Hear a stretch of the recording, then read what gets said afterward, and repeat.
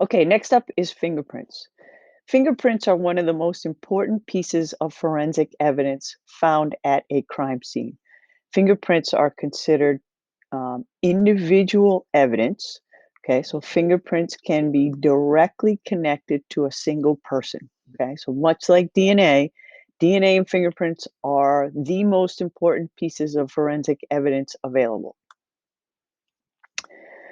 Okay, in the courtroom. So, how did we get to the place where fingerprints are admitted into the courtroom?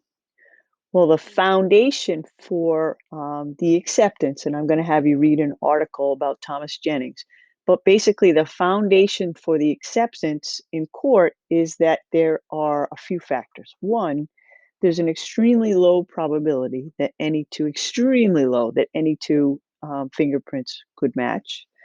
Of the estimated 64 billion different individual fingerprints, they've never found a match, and that includes the millions of individuals that have their fingerprints on file with the FBI, with AFIS.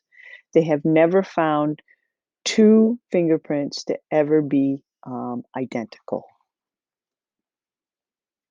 From an historical perspective, so the reason for the development or the study of fingerprints came from history. So there was a time, well, there still is a time, but there was a time where they needed an accurate way to identify and catalog, if you will, prisoners in a prison. And so there were a number of different ways that they tried, some a little more barbaric than others. Some of the things that they did is they would tattoo numbers on the prisoners. They would brand them, much like you would brand a cow. In some cases, extreme cases, they would remove fingers. And then the one that we've talked about before is anthropometry, which that was that system developed by Alphonse Bertillon that involved taking body measurements. Okay, so different, so like the length of your arm, the measurement of your elbow to your fingertip, your seat position, so your tailbone to the top of your head. Okay, so that's what that was finally the system that we settled on. Okay, and that system was great up until the discovery of the West brothers. And I know I mentioned these two guys earlier in the beginning of the year. But so basically, they needed prisoner identification cards. And so that system of anthropometry worked great. Okay. They found that they could differentiate between individual prisoners right up until the West brothers. The West brothers weren't actually brothers. Okay. They looked very, very similar. Okay. And their measurements were so close that it made it virtually impossible for them to tell the difference between the two men. One was Will, one was William, no relation. One was in prison, one was taken into prison later. So once they realized that this system just wasn't going to be successful, they had to come up with a new system. And what they did is they looked at something called dactyloscopy, which is the science of ridge analysis. There's the West brothers that I was just talking about. And there's the measurement. So you can see Will and William, 178.5 for Will, 177.5.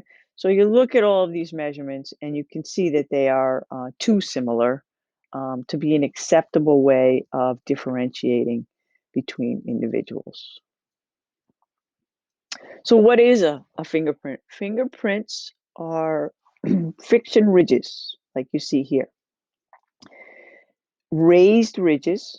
So if you think about friction, you have ridges on your fingerprints so that you can lift things up without dropping them.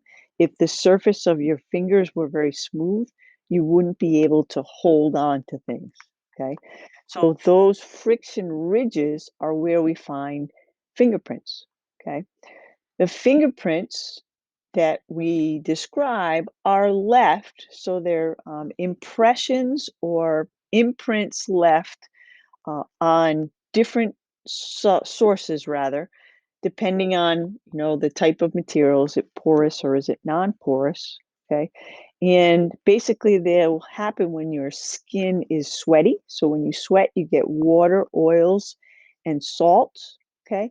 And so when you go to grab something, you will leave that fingerprint, because if you remember, sweat in general, your body is maintaining an internal temperature. So there is, particularly if you're in doing something, particularly if you're committing a crime, you're going to be nervous, and so you're going to sweat. So you're going to leave those fingerprints behind on the surface. Okay.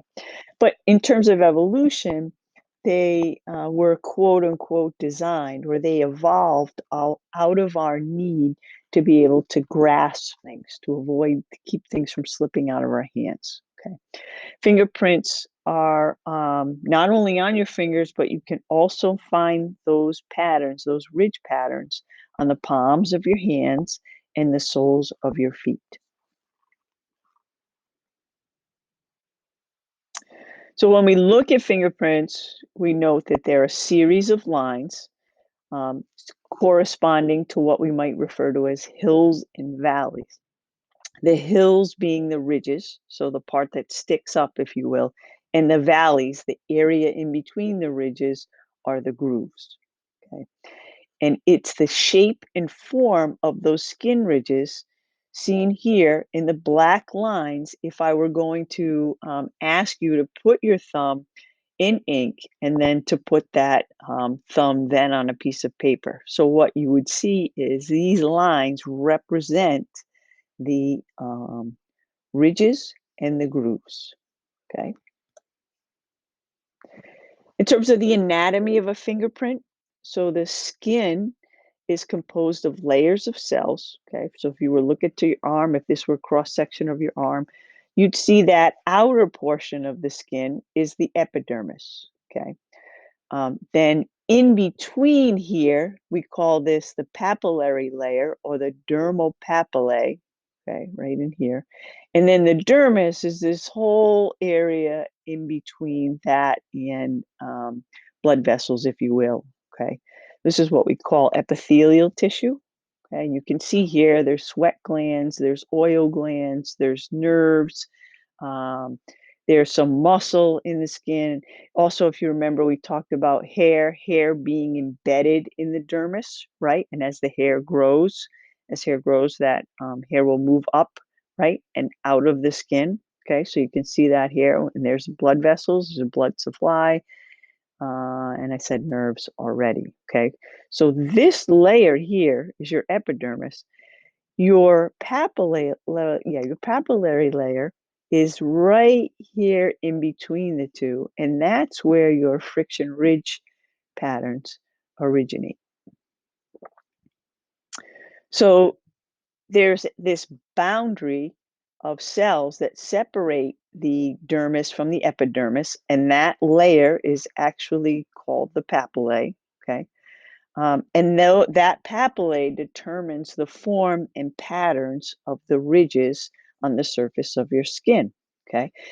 The formation of those ridges is not genetic. It's completely um, variable. There's nothing about it that has any genetic link. So what I'm trying to say is no two people will have the same fingerprints. If you were to look at your hands, even if you were to take fingerprints of every single one of your fingers, okay, you would see that no two fingers, in other words, of of all your fingers, none of them would look exactly the same. And the reason for that is that dermal papillae layer develops while the baby is still in the womb, okay? And as the baby is moving around and it's developing, okay, Those ridges, those valleys and grooves are formed randomly as the fluid moves across the developing skin.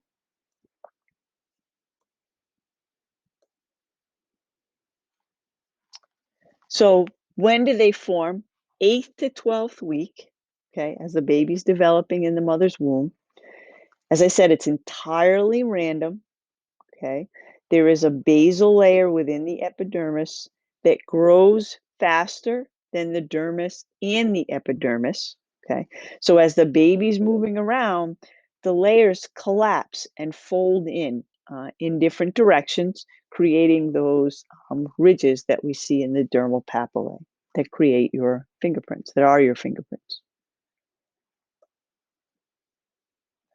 Three main principles of fingerprints.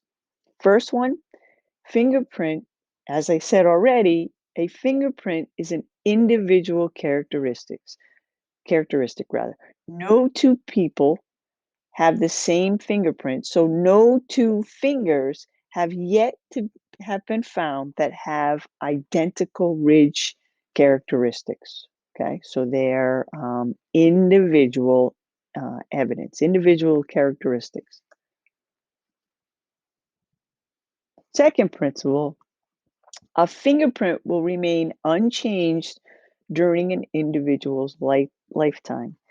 So what happens is you're born, your fingerprint grows larger as your body grows, but the form and structure does not change.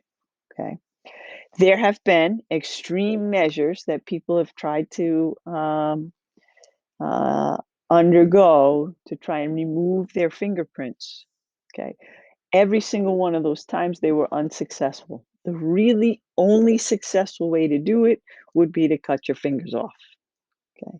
Not very successful. There have been things like trying to burn the tips of the fingers off with acid, um, trying to scrape the layer off, and none of those have been successful. In fact, John Dillinger was a famous gangster of the 1920s.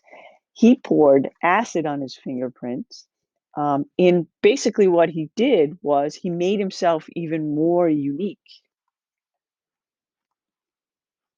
And there you can see his fingerprints. So, first of all, he wasn't very successful. And second of all, now it just makes him very unique. So now he's the guy who has a print that looks very similar to this print.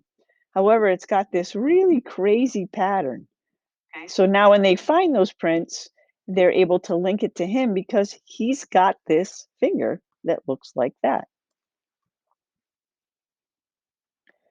And the third principle, those ridge patterns, okay, make it easy or make it possible to systematically classify individual fingerprints. So we can categorize them based on shape, based on form, based on structure.